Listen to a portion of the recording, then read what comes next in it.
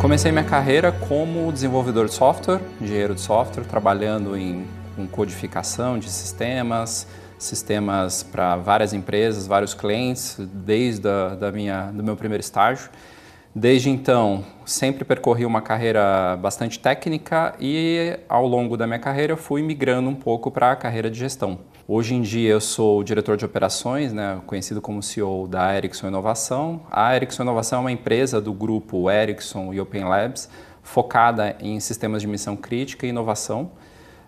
Nós trabalhamos com projetos de missão crítica para clientes bastante grandes, no Brasil. Temos uma área de projetos bastante importante, dado o tipo de atividade que a gente realiza, é muito importante controlar e gerir bem todos os projetos, afinal, tudo que a gente faz na empresa, basicamente, são projetos que a gente tem com clientes, com fornecedores, e, enfim, projetos que impactam aí a vida de muita gente que sequer sabe que a gente existe. A estrutura da área de gestão de projetos, ela possui times organizados por torres de entrega, ou seja, orientados ao tipo de cliente que elas atendem, em geral controlando carteira de projetos, acaba que são gestores de programa, de certa maneira, que focam em clientes específicos, e eles atuam organizando a forma de gerir os processos, os métodos, os templates.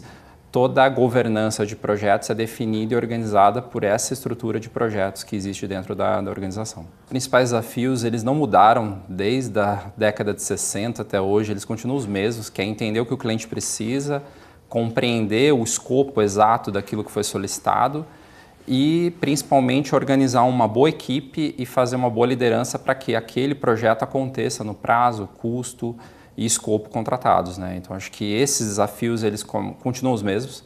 As tecnologias vieram e a gente tem que usá-las muito, mas para nos ajudar. Em alguns momentos a gente se atrapalha com elas, mas eu acho que a coisa hoje é muito melhor do que era tempos atrás. O gerente de projeto que não questiona muito o seu cliente, ele acaba não fazendo um bom trabalho. Então, é importante você, sempre que o cliente disser que quer algo, e geralmente o cliente já vem com a solução, ele vem dizendo exatamente o que ele quer e como ele quer, que você dê alguns passos para trás e pergunte, mas afinal, por quê? Qual é o teu problema? O que te leva a ter essa necessidade? Por que você está chegando nessa conclusão?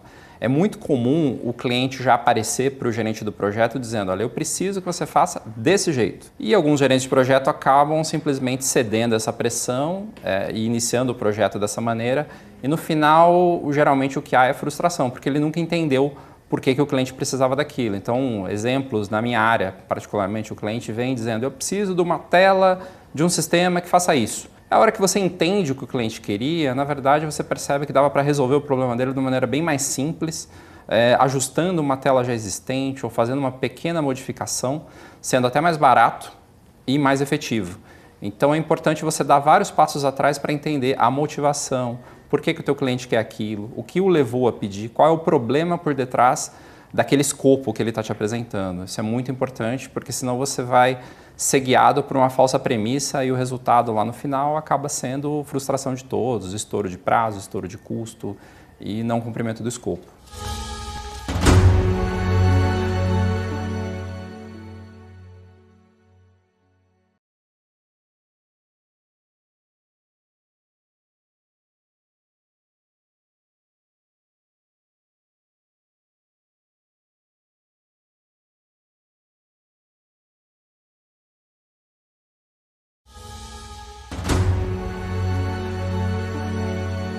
O escopo do produto é o que o cliente quer. É aquilo que ele vai perceber, é aquilo que ele vai tocar no final do projeto. Então, um exemplo clássico é o cliente quer uma casa com 3 quartos, 3 banheiros, uma sala. Esse é o produto que ele deseja no final do projeto. O que é o escopo do projeto nesse caso? O escopo do projeto é você fazer o projeto arquitetônico para essa casa com 3 quartos, fazer a terraplenagem, comprar cimento, ferro, tudo o material necessário para que aquela casa exista e seja da forma como o cliente idealizou, como escopo do produto. Então, basicamente, o escopo do produto é o que o cliente deseja, é o que ele percebe no final. O escopo do projeto é o conjunto de trabalho necessário para que você entregue e cumpra aquilo que o cliente espera como escopo daquele produto. É importante você sempre começar entendendo primeiro o escopo do produto, para então partir para o escopo do projeto, porque senão você acaba invertendo a ordem natural das coisas e sai primeiro fazendo para depois descobrir o que precisa ser feito. E isso, em geral, causa bastante problema e erros aí nas conduções dos projetos. A fase de escopo, a definição de escopo do projeto é a principal, acho que isso é até unanimidade, até porque é o motivo pelo qual você está iniciando um projeto. Então, se você não sabe o que você precisa fazer, dificilmente você vai fazer alguma coisa que sirva para alguém. Então, eu diria que o escopo é a fase em que todo tempo gasto é tempo útil. E se você puder investir mais e mais tempo no escopo, faça isso porque vai gerar um melhor resultado. Eu já tive casos em que o escopo chegou com uma frase muito simples como: olha, esse projeto você precisa gerar um boleto. E o projeto acabou durando um ano, era muito mais do que um boleto, era muito mais complexidade. E a gente percebeu que se tivesse investido mais tempo lá atrás para entender o real escopo daquele projeto, a gente teria feito um planejamento melhor, gerido melhor expectativas. Se o seu cliente pede algo que é complexo, mas ele não entende que é complexo, dificilmente ele vai compreender se houver atraso, se houver um prazo muito alargado. Então você precisa, junto dele, entender a complexidade, o tamanho do escopo logo no início, até para gerir expectativas. Então, se o cliente quer uma casa, por exemplo, você vai certamente conseguir negociar com ele um prazo que vai da ordem de 1 ano, 2 anos. Agora, se ele acha que aquilo é um mero barraco, uma mera casinha, ele não vai aceitar um prazo de 1 ano, ele vai querer aquilo em 3 meses, 4 meses. Então é preciso você sentar com ele, negociar, entender bem o escopo para até poder gerir melhor as expectativas. E depois vem todas as consequências ao redor disso. Qual é o custo? O custo certamente tem relação com a complexidade do escopo. Qual é o prazo? Tudo isso você vai negociar com ele, mas depois de entender o que precisa ser feito. Então, os componentes da declaração de escopo, eles basicamente, você precisa ter ali na declaração de escopo do projeto questões como o que o projeto vai fazer, quais são os critérios de aceite. O que é um critério de aceite? É o cliente, quando ele receber a entrega do projeto, o que ele vai olhar para ter uma opinião sobre a qualidade ou não daquela entrega. Esses são os critérios de aceite. Você precisa também elencar de antemão quais são os riscos já percebidos. Então, por exemplo, na construção de uma casa, que é o exemplo que eu usei antes, existe o risco de chover. Se chover, você certamente não vai conseguir preencher a laje da casa no período que você planejava, isso pode gerar atraso. É importante que o teu cliente saiba disso de antemão, até para você, no momento da ocorrência daquele risco, poder gerenciar a expectativa dele. Todas as premissas e restrições você já deve colocar nessa declaração de escopo para que todos tenham ciência delas e possam, em algum momento, se necessário, tomar conhecimento da execução de um risco, de um custo adicional ou de alguma coisa que fuja ao planejado. Então, essa declaração de escopo seria como se fosse um contrato inicial do projeto. Ela não precisa conter todos os detalhes do projeto, até porque isso você vai conhecer durante a execução, mas é importante que você invista um bom tempo nessa declaração e que o seu cliente tenha conhecimento e concorde com ela. Porque depois, se ele concordar, ele vai te apoiar naquilo que for necessário para vencer obstáculos e barreiras que vão acontecer. Na minha área de software, o que tem uma declaração de escopo, geralmente? Ela contém as regras de negócio que o cliente quer ver no sistema, contém os critérios de exceção, por exemplo, se ocorrer um erro, o que o usuário vai ver na tela, contém manuais, contém tudo aquilo que o usuário vai receber como entregável no final daquela entrega de software que vai ser feita. Em geral, os projetos de software são famosos por terem problemas de escopo. Isso acontece porque a indústria de software ela é bem imatura ainda.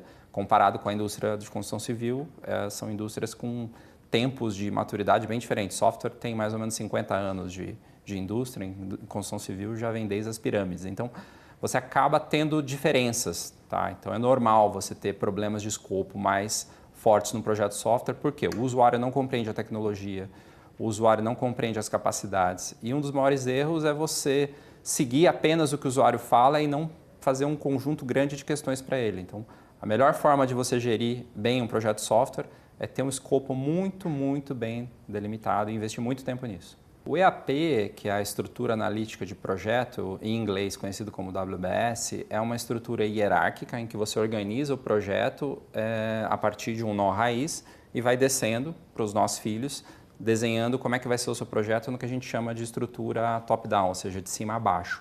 Então, por exemplo, o caso que eu tenho usado aqui, uma casa, você tem na sua unidade maior da sua EAP a casa, depois você vai ter os quartos, dentro dos quartos você vai ter os banheiros, tudo isso como nós filhos dessa árvore. É uma estrutura de árvore que funciona muito bem para você organizar um projeto de maneira a poder focar em elementos menores. Então, agora eu vou olhar para o quarto. Então, o quarto tem seus detalhes, eu não estou olhando para o resto da casa, eu consigo me focar ali. A EAP, em geral, é o primeiro artefato, é a primeira ferramenta que você produz num projeto, antes do cronograma, tá? Para você definir com o seu cliente como que o projeto vai ser quebrado e como que ele vai ser acompanhado depois. A EAP funciona muito bem porque o ser humano ele tem dificuldade de lidar com problemas complexos, então quando você quebra um problema grande em problemas menores, as pessoas têm mais facilidade de entender e de acompanhar. Então é uma ferramenta muito útil, é das mais antigas e continua sendo a mais útil na hora de gerir um projeto. Depois da EAP, você vai usar uma série de outras ferramentas associadas. O próprio cronograma é a próxima e talvez a segunda mais importante depois da EAP. E hoje em dia você tem um conjunto de tecnologias que ajudam a gerir isso, né? Então você tem cronogramas acompanhados através de ferramentas online, onde você pode ver o status do projeto em tempo real. Tudo isso são avanços que a tecnologia trouxe para você acompanhar bem um projeto. Mas nada disso muda o fato de que você precisa ter um bom escopo, uma boa EAP e um bom cronograma.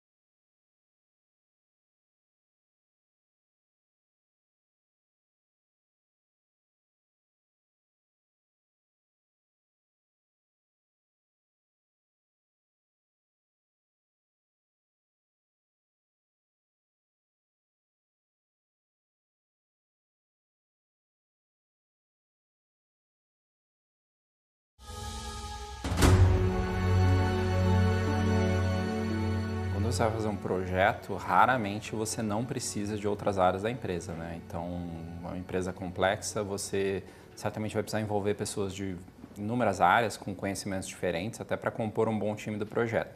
Importante você lá desde o início, né, quando o GP recebe o projeto, é importante que ele, ao receber o projeto, ele faça as suas solicitações, né, e garanta que o patrocinador do projeto, que é uma pessoa muito importante aqui para dar as condições para o GP trabalhar, consiga a devida alocação das pessoas que ele precisa para executar aquele projeto. Então, lá no início, isso é daquelas coisas que você não pode esperar para fazer durante o projeto, porque senão vai ter problema. Então, você já precisa enumerar quem você precisa, qual conhecimento que requer, por que precisa, qual é o risco caso você não consiga, o que vai acontecer com o projeto, e já deixar todas as pessoas cientes disso para que, quando acontecer, você possa reportar e fazer a devida solicitação. Mas importante lá no começo, e repara que todos os itens que a gente tem falado aqui volta sempre para o começo do projeto, ou seja, é no começo do projeto que você garante que ele vai ser um sucesso ou um fracasso em geral. Então, voltando ali, enumere as pessoas, organize, faça um bom organograma, quem é que vai reportar para quem é que vai ser responsável por qual tipo de atividade. Então, no caso do exemplo da construção civil, quem que vai cuidar do piso, quem que vai cuidar do teto, que conhecimentos as pessoas precisam ter, quando elas vão precisar estar alocadas ao projeto, quando você vai poder liberá-las do projeto. Tudo isso você precisa definir logo no início para depois não ter problema. O bom cronograma, né, de um projeto é aquele que vai nos ajudar a saber se o projeto está sendo realizado no tempo correto, se as atividades estão em dia ou não. Eu diria que o bom cronograma ele deriva de uma boa WBS, como a gente falou aqui um pouquinho mais cedo, né? A estrutura analítica do projeto ela é, digamos, a raiz do cronograma, o cronograma vai derivar dela. E o bom cronograma possui atividades curtas, então eu já vi projetos com cronogramas, com atividades de 3 meses. Como é que você vai controlar uma atividade de 3 meses? Como é que você vai saber se ela está a 20%, 50%, 90%? O que acontece na prática é, passam-se os 3 meses, você percebe que atrasou outros 3. Então, uma boa prática é você ter sempre atividades pequenas, de 5 dias, 3 dias. Quanto menor você puder, melhor, porque você vai garantir que vai controlar o projeto ali no micro, se uma atividade de 3 dias atrasar, ela vai atrasar para 4 dias, 5 dias. Se ela dobrar de tempo, 6 dias. Agora, se uma de 3 meses atrasar, o teu problema é muito maior. Então é importante fazer um cronograma que tem atividades muito, muito pequenas. Essa é a principal dica que eu dou. Quebre o teu cronograma. Se as atividades ainda estão grandes, é porque elas podem ser quebradas mais e mais. Sistemas de missão crítica, a gente dá é um nome genérico, mas ele quer dizer geralmente sistemas que, quando falham, afetam alguma coisa na vida das pessoas.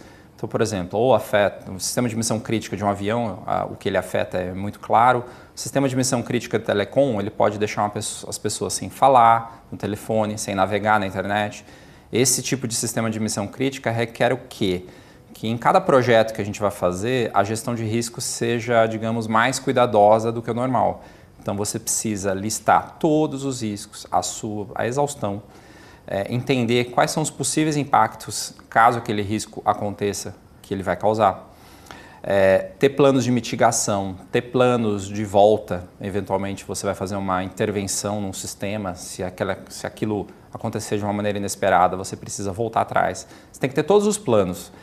E geralmente nas operações mais complexas a gente chega a fazer planos que não são de dias, mas são minuto a minuto. Então eu sei a atividade que vai acontecer às 0 horas e 33 minutos. É importante saber, porque caso às 0 horas e 40 minutos alguma coisa corra mal, eu preciso comunicar alguém, voltar um plano.